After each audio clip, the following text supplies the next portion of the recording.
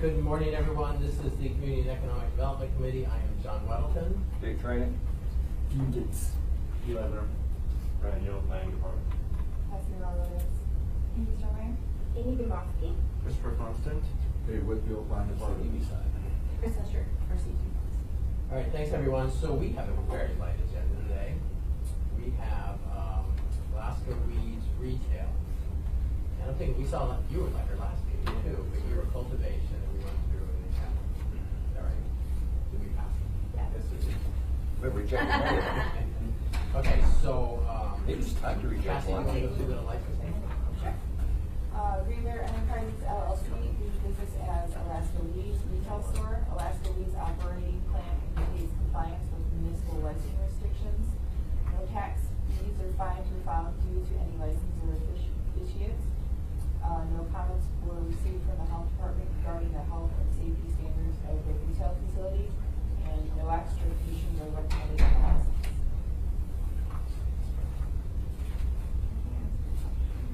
Okay. What is the athletic field that's 1,500 feet away? That's the dome. That's what it was. I was trying to, just in my mind, I mean, I think I know, but I wasn't, yeah. It's across the highway, basically. Yeah. It's up or down, though. Depends on how it's done.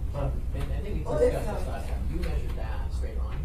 Correct. Okay, because then you measured it miles way further. You gotta go all around town. Okay. I just could like switch one, but I forgot. Does it count when it's deflated? When you I think at the time of measuring, it wasn't played. Will it be up in an hour? I don't know. Okay, Brian? I'll give Fred a start on that building. Mr.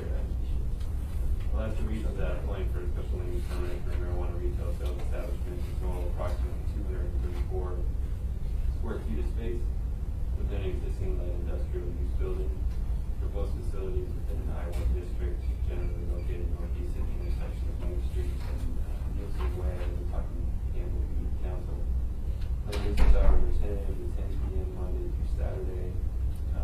And as discussed, closest protected land use staff is aware of the athletic field, the dome, approximately 1,550 feet away from the petition site, measured near a certain distance.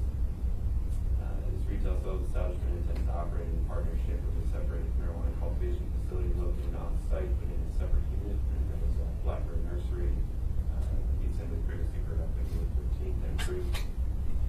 Petitioners provided all the necessary applications, submittal materials. The planning department has found these materials in compliance with the applicable provisions of Title 21 and 24 land use plan. And the planning department recommends approval of special use permit subject to the conditions as stated in the staff report. And then, as it was brought to our attention Friday of last week from the clerk's office, the published public hearing notice was only up for 24 hours. It was not up for 21 days. So we do have We have to postpone action on this, I think, for a while. yeah, correct. The best measure that we can see, or best method of going forward would be to continue the public hearing. That way we don't have to send out postponement notices. Because the posted notice was done correctly. I believe he had posted the same day and submitted copies of his application and made payment, so it was up for over 21 days. The mail notice was sent out in accordance with municipal code, and the community council did receive notice in accordance with municipal code. The only issue that we had was with that published notice, and we did get that situation corrected last Tuesday, the 20th. But unfortunately, that still wouldn't get 21 days prior to the public hearing. Let me just ask a question. Is delaying this going to stop you from, are you ready to open up now? Not entirely. I don't think the 30 days is going to convert much for us at this point. Because it's our fault as a city. We have requirements we have to meet, so we just want to make sure it's not going to negatively impact you too much. Unless there's a mechanism that you can move forward, I'm just going to go with it. Okay. You know, Thank you. Brian? And then you just want to clarify too that this absolutely is a municipal mistake. Unfortunately, these things do happen. We're trying to avoid them as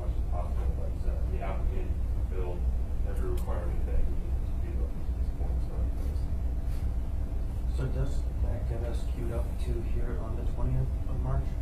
Or is it gonna be the next meeting, which is in April? It'll be like March. Sure.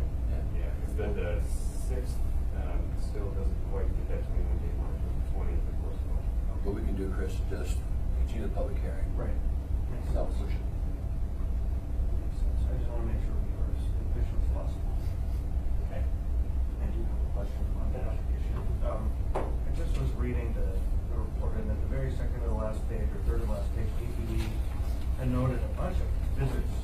Is this just to that location, or is this in a general area? And if it's to that location, why has this place been so hot? I said this before you. These, log of the different calls to this address, is just historical records.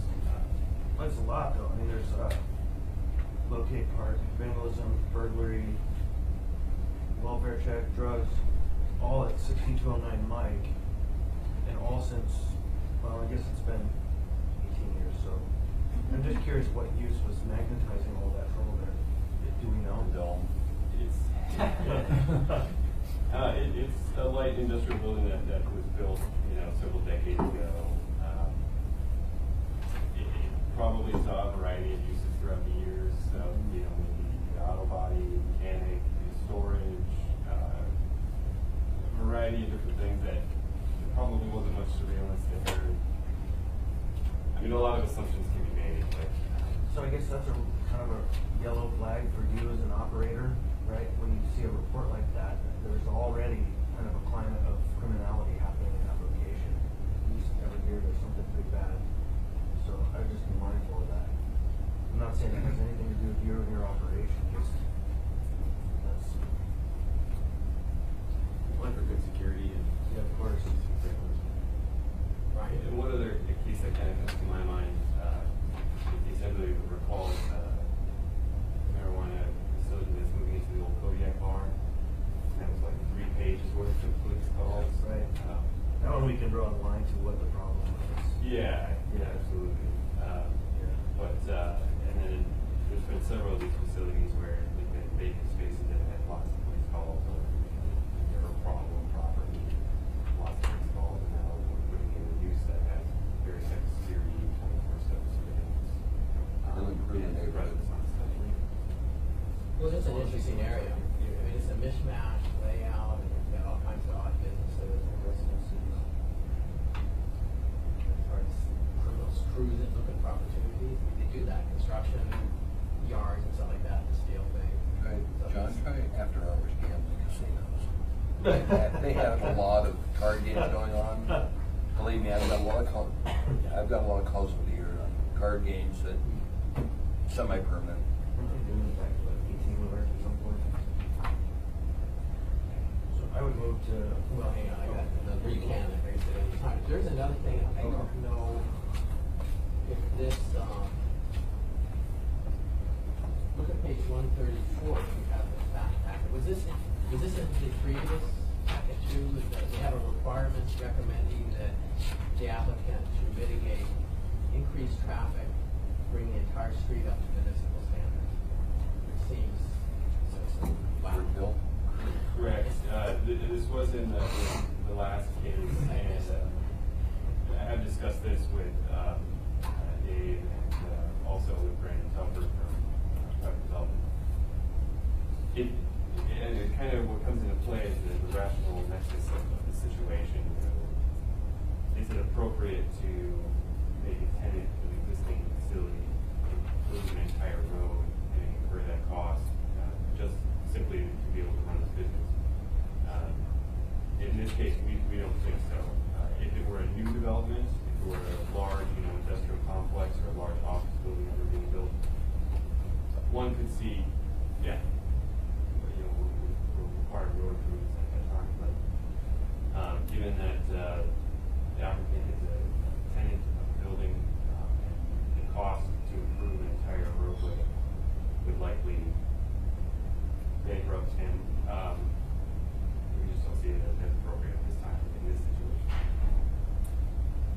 I totally agree, but this is in here from staff, is that, okay, you may increase their time to do it, why for the employees? many employees would you have in the road? A handful, less than half a dozen. Okay, so half a dozen, which would not be unusual for any kind of industrial retailer. So they make the leap to, pretty shocking, you know, something. So how do you, but they should mitigate. It says our job is to look, if something's up, we would have mitigation. What are the issues there? It's a dirt road, so dust. So maybe he could oil it. Say once a year he should oil it or something. I mean, I'm not recommending, but I'm just saying there's a spectrum of things you can do to mitigate. And what was presented here is he rebuilds the road to municipal standard. How does this kind of, how does this happen? So, when we route these applications to different state municipal agencies, they make comments. It's our job as the planning department to evaluate whether or not these comments are valid, whether they're necessary, and then we make a recommendation to the board commission or the assembly. In this case, private development made the comment that they believe road improvements were warranted. We believe that that's not true, so that's why we're not recommending them. We don't typically, if we're not recommending it, we typically don't require the applicant to resolve the issue. It's just, we don't agree with the comment, and thus we don't recommend it as a condition. So that's typically how it's dealt with.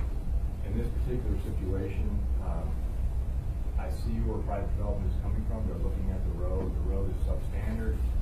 We have a new use that could generate additional traffic, and therefore they're asking for the improvements. But when you consider the fact that the road is gravel, in order to bring it to standard, they have to pave it. They have to put in street lighting, curb and gutter, drainage, all of that. Like Ryan mentioned, it would bankrupt him. And in our opinion, there is not the nexus to require it. So that's where our recommendation comes from. Well, I agree, like, this is like $1 million a mile to do that, right? Or Well, what, it 10? can vary. It can vary on the structural section of the road, some of the situation that exists there. I mean, it can vary quite a bit. John, Not cheap. how many businesses are in this building? Right. That's close. Well, how many, what do you How have? many businesses are in the building you're in? And I'm what? 3. With retail and cultivation right back. Okay. How many businesses on the block? There is, Isn't a contractor next to us? for a building, right, and then there's a steel place down the road, so yeah. 6? So, question, Mr. Chair. It's just ridiculous, John, to require them to. Was there a specific statement that that's not required put into the permit? Or was it just an assumption that since nothing was stated, that it's not required? Correct. So when Ryan gets the comments from our different reviewing agencies, we evaluate, again, whether or not the comment is a valid comment. And then if it's not, we don't make it a condition or recommend a condition to the assembly. And then just to state the wording in here, under department recommendations from the comments received from private development, it just says prior to approval of the special land use permit, private development recommends the assembly consider what, if any, mitigation the petitioner should provide to the lack of an asphalt-based surface and stormwater disposal infrastructure on High Street. So, do one last follow-up. Do then we have a kind of responsibility to make a statement that this isn't required? Because what I could imagine is this document rears its ugly head 10 years from now.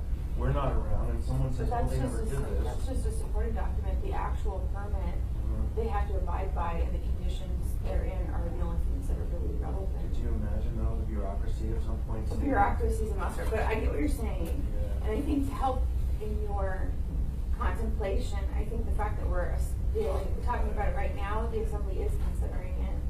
And I don't think for every permit, you have to consider it as the whole assembly. I mean, it's going through the committee process. We could recommend a condition right now to the rest of the body. But I don't think any of us, well, I don't know, you don't put a negative in there. Just seems like we should, I guess this record states. Can they bring it up? Why don't you make a Yeah.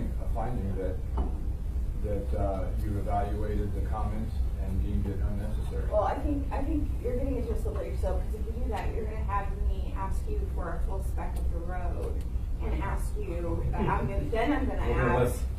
I mean, because if we're gonna go down that Let's keep road. Amy out of this, okay? No, if we go to make a finding, I think we have to have a basis for finding, and we have to have all the facts presented. And I don't, what I see, and Just be correct me if silent. I'm wrong, but what I see happening here is, what department was this again? I don't- Private development. It was private development.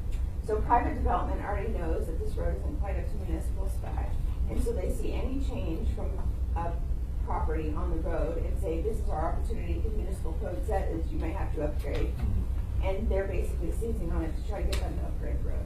I mean, that's kind of how I read the situation. And I think I'm with Ryan, if this was a full-on development, we would have a full different, conversation. And me personally, I'll just go on the record of saying right now, I've always had a problem with municipality making, developments upgrade roads that aren't inside their development specifically. I mean, there's times when it's needed if you're gonna increase water flow and stuff like that. But I think we've always kind of pushed the envelope of making private developers upgrade our roads that aren't inside their developments. So I'm not inclined to support making them do it anyway. But I think frankly, the government just sees an opportunity here to get their road upgraded. And that's kind of my Well, read. just to play off of that, the planning department doesn't agree with that, so. And I agree with the planning department. Okay, good. We better put that on the record. I guess what jumped to me on it is, it was such an extreme suggestion, you just write it off. And there's probably other mitigation things that may have been, that someone reviewing at this level should suggest rather than the world, you know? And there could be, maybe there's a, puddle that forms every breakup in front of this property, you need to fix the culvert in front, or something like that. No, it's not totally ridiculous, you could ask for that, or maybe it is, oil the road once again. I don't think we'll go there, but I'm just saying in general. When you talk to private development, I read this, I'm just reading the guy's comments off, because it's just too ridiculous. And I'm sure there were more incremental solutions that would have been sensible mitigation that we would have considered. So, pass that on. I don't know how they react, because now, at some point, he's gonna have to go back to them for something, who knows what, a few years from now. Well, Let's they- change the culvert, he has to go back to private development, and they say, well, you never upgraded the road, and now you have a hard time, and that's not fair. To just respond to that comment, John, so there's typically two types of, or two opportunities for municipality to get road improvements. One under a special entitlement such as this, the other under a building permit. So if he is applying for a building, I believe you are applying for a building permit, there is that opportunity. But I think if that is the case, I'm speaking to you, if that becomes the case, I would elevate it, because I don't agree with this requirement. I think it's unwarranted. So, Yeah, I'd be interested to CC me on those emails, this gets too extreme. I just imagine we're all gonna be on when this actually becomes an issue. That's what I think. I don't think it's gonna be an issue, because I think Got her, generally, what sense, Chris? I think Not on generally, the body. people, what they'll Make sure you do, went under the ground. what they'll do is they'll look to our AR and they'll look to the permit with the conditions. I don't think most are gonna dig way back into the packet to say, well, somebody didn't put this condition in there. I think who would be The department? not just the department, but the private development section would look into their records on this address and this permit and say, well, this is what we recommended, and now. because of Yeah, but this- again, the assembly has to either accept it or reject it. I get that. That's a question for a future body. May I ask one more question? So, for example, there's times when planning recommends stuff to us, and we do or don't include it Sure. in the permit and the conditions. So, when you look back historically and you are judging if somebody's in compliance, if they did what they're supposed to, do you just look at the conditions and? Only the conditions, that's all we can hold an applicant to, so, whether we made a recommendation for something or not, if it wasn't adopted as a condition by whichever reviewing body is looking at it, then we don't require it. So imagine though, in future when they decide they're going to add a newly allowed marijuana cultivation issue, doesn't that whole permit get reviewed again? Doesn't that whole process process, get re-engaged again, and then Well, and this isn't an they could- additional bite at the apple. They could put that recommendation back and that comment back, right? They could, but again, we would evaluate, the past cases, and if it was the same comment, and we had already made the determination in the past, if the situation hadn't changed at all, then we wouldn't recommend it again. And again, that assumes we're all presently on the body or It's very- it's very true. working at the Very meeting. true. And it's not someone who has decided they're totally anti and want to make it hard. Anyhow, we'll figure this out in the future, but I see a kind of a problem. Okay, anything else? Can I make the motion? Let's see if you accept my motion. I recommend that we forward this applicant as is to the assembly for consideration and with the recommendation that we continue the public hearing to March 20th. That's good. See, I don't have to object. See how I did that? I'll see that. Any second? This is We have a record second? for her. Any opposition to that? It's all in how you word it, Mr. Trini. Yes, It's all in ma'am. how you word it. Okay. Well, that was a short meeting. So I just, matter Anything on the else? agenda, yeah. I recently had contact from a potential applicant, and they are on a piece of property that I had not really heard about, kind of a lot. And it provides some unique problems. I think it's called a fragmented lot. And, so we have never contemplated the rules for a fragmented lot. And so I may have some suggestions in the future or requests for how we deal with that. I'm not gonna bring it up What's the today. surrounding zoning? It's zoned properly. The problem is the corner that's the closest lot line is actually embedded in another building. And so there's actually no feasible way that that is ever contacted by the foot of a human being because it's brick on cement. And so it doesn't make sense that that's the point of measurement. A fragmented lot is a lot that's kind of consumed within another lot because of development over time. And so, anyhow, I don't want to engage in that conversation now, but I will just say that that conversation was brought to me in the last week. Someone's applying for a license. They're That thinking about it, situation. yeah, and the problem is that corner of the lot makes them too close to protected use. The other corner doesn't, but there's no way a human can get there. And so, it's just never been contemplated yet, so I found a new wrinkle. Oh, I bet they contemplated it. So, yeah, I mean, Chris, I think I'm aware of Yeah. the property that you're referring to. Basically, the planning department has two options in measuring that particular property. Either one, from the fragment lot boundary, or two, from the underlying parcel boundary. The fragment lot boundary is actually more beneficial to him or her, however, still not meeting the separation distance. Right. If you were to measure from the underlying parcel boundary, it would be much closer. Right. So you're in a situation where we're trying to give them as much flexibility as possible, but at the same time, they're not meeting that requirement, so. So are fragmented lots contemplated somewhere in the code relative to marijuana applications? So, fragment lots are kind of a unique situation. And I think we touched on it in one of our previous meetings. I think John Lang came in and wanted to talk about fragmenting a particular piece of property. But basically what the idea behind a fragment lot is that you have an underlying parcel, then you've got these fictitious lines that represent these fragment lots. The lines are they're not surveyed. There's no cornered stakes or anything like that. They're just, for all intents and purposes, just fictitious lines on a map. So the exact location of the corner is very difficult to identify because it hasn't been surveyed. So then does the assembly want to look at it from an underlying parcel boundary because we can identify the location of that? We were trying to give the most benefit to the applicant, and that the unfortunate part was they didn't meet either one. So, yeah, Okay. it's difficult. Yeah, it's very unusual. So Eli, while you're here, I'm just curious, I mean, how hard was it to find a place to run your business?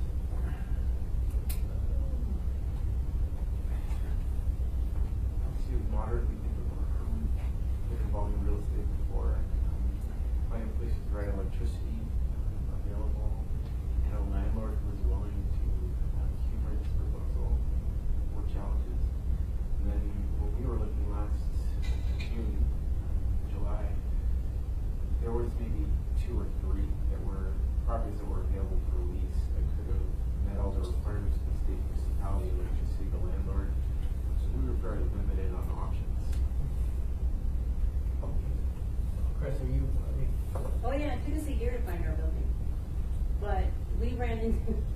interesting issues where the one building that we had worked on for about 6 months decided he was gonna get a divorce with his wife, and we had to make sure that they owned the building outright, because even though you find a landlord that'll be willing to work with you, if they don't own the property, the bank hears that they're gonna allow a marijuana business in there, they'll foreclose on it, unless they, and this has been happening, actually, a couple of places have been threatened,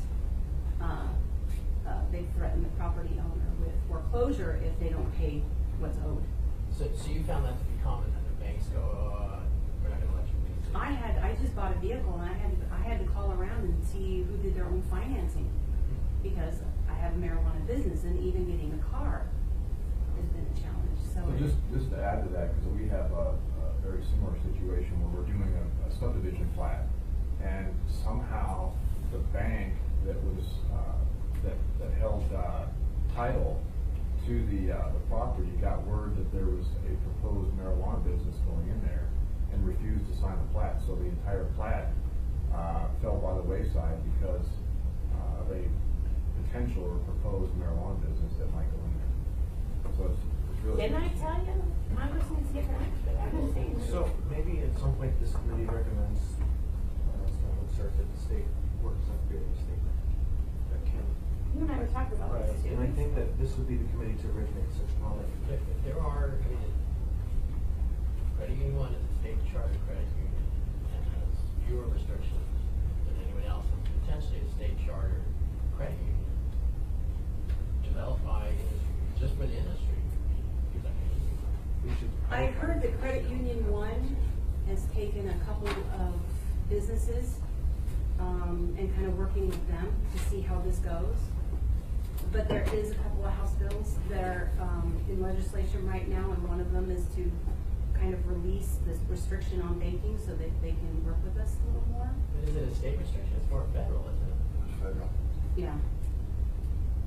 But we could push to create that statement, because that would resolve a lot of problems, and actually increase the state sovereignty quite a bit.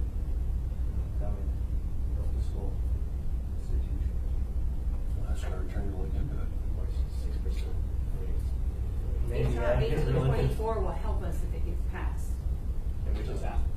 HR 1824, which is to release, would allow banking with us.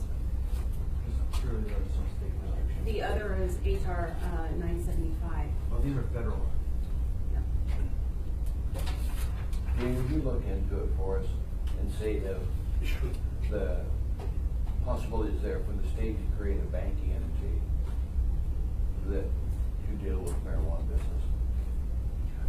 Because when I hear she can't get a car loan, that's ridiculous. Become second-class citizens. We sure pay a lot of taxes for the second class part.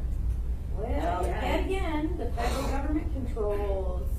I know, but we can at least have. Regulations or regarding- something, at least look into it. That's why if they change that Schedule 1. That's it's why we have a already- smart attorney. But the banks can deal with us. They choose not to. I went to Northern Skies. I heard that they were green friendly, so I went in there and talked to the manager. And she tried to say, like most banks do, well, federally it's illegal, so we can't deal with you. And I said, no, you're wrong. As a bank, you can deal with us. It just makes it harder. And she said, well, to tell you the truth, we have voted, the board for this bank has voted 4 times against dealing with people with marijuana. So they can deal with us. It makes it a little harder, but they're choosing not to. You know, they have to report every, to FinCEN, anything that they think is related to any kind of drug money, every deposit you make, they have to report. So that affects their record when they get audited or reviewed by regulators later. So there is a kind of negative feedback, particularly if they're federal. Northern Skies is federally chartered too. Right. So it's quiet though, because they don't tell you when they're filing a FinCEN report, they're not allowed to. But it's every time you go to the bank. Dean has a comment. Mr. Trying to find the legislation emergency county and also engage. I actually did some preliminary research on for a question, and it is possible, it's legally possible to establish a public bank operated by state or as a municipality, establishing a small bank there's a lot of hurdles, I guess, regulatory and practical hurdles to get there. So I don't really want to work on this for another member. So the answer is yes, we can operate a whistle music. Yes, we have some news, sort of illusion to figure out what it would take to happen. Have you gone to CFAB? That's Commercial Fisheries Agriculture Bank, and it's a state, it's quasi-state thing, but they do mostly fishery loans. But they're a lot like a I small. haven't even heard of it. You should What look are into they that, called? Commercial Fisheries and Agriculture Bank, but it's sort of member-owned, so you buy in relatively cheap, but small fishermen do it, big ones do it. They give loans, and, you know, they're very flexible, because, you know, they make a lot of money for a little while, they nothing for a while. And they have a local, Yeah.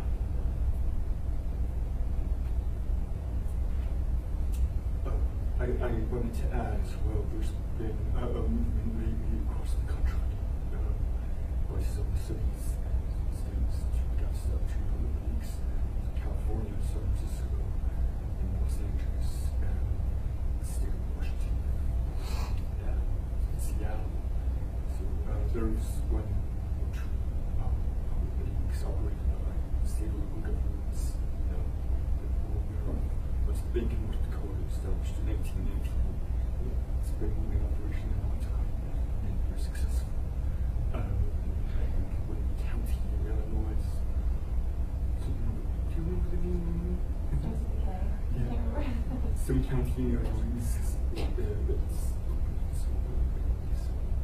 and then all the other jurisdictions that are looking at it, like, you know, studying the issue, figure out what it take, what that would actually do. I think that there's been a lot of movement in the past few years, those jurisdictions I mentioned, because of this very difficulty. Marijuana businesses get financed and